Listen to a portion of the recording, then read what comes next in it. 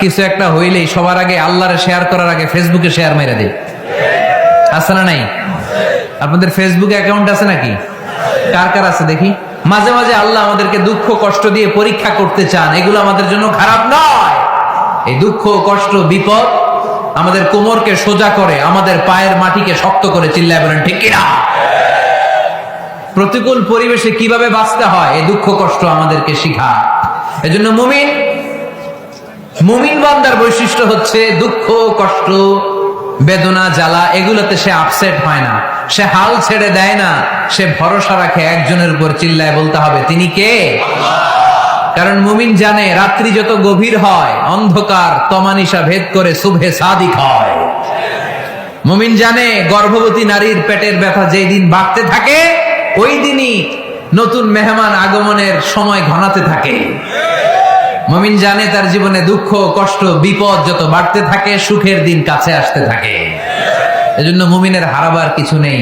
ইন্না মাআল উসরি ইউসরা, ইন্না মাআল উসরি ইউসরা। নবী হে, কষ্টের পরেই আছে আনন্দ, দুঃখের পরেই আছে সুখ। আপনি সমস্যায় পড়েছেন, ওই সমস্যার সমাধানও আছে না নাই? এই পৃথিবীতে এমন কোন সমস্যা আছে যেটা সমাধান নেই? কথা বলেন। সমস্যা তৈরি করেছে কে? আবার সমাধানও দিয়েছে কে? Allah doesn't create a lock without its key. Allah কখনো চাবি না বানাইয়া ওইটার তালা বানায় নাই। কথা কন। তালাও যেহেতু আছে ওই তালার চাবিও বানিয়েছে কে? মা আনজালাল্লাহু দাআন ইল্লা আনজালাল্লাহু লাহু শিফা।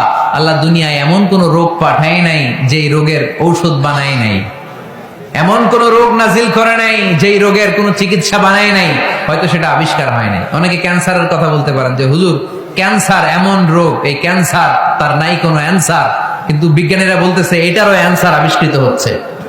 সুবহানাল্লাহ কইবেন না? কিছু কিছু ক্ষেত্রে হয়েও গিয়েছে। এজন্য দুঃখের পরেই আছে সুখ, কষ্টের পরেই আছে আনন্দ। এই দুনিয়াটাই এরকম, কষ্টের পরই আনন্দ। দেখবেন তারাবির নামাজ 20 রাকাত পড়তে কষ্ট লাগে না? কোমরে ব্যথা, হাঁটুতে ব্যথা, কিন্তু 20টা রাকাত যখন শেষ করে মসজিদ থেকে বের হই একটা আনন্দ আছে না নাই?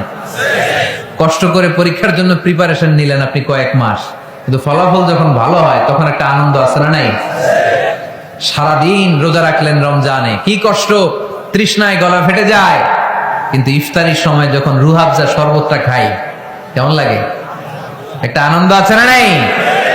এজন্য আল্লাহ বললেন فَإِنَّ مَعَ الْعُسْرِ يُسْرًا إِنَّ مَعَ الْعُسْرِ يُسْرًا।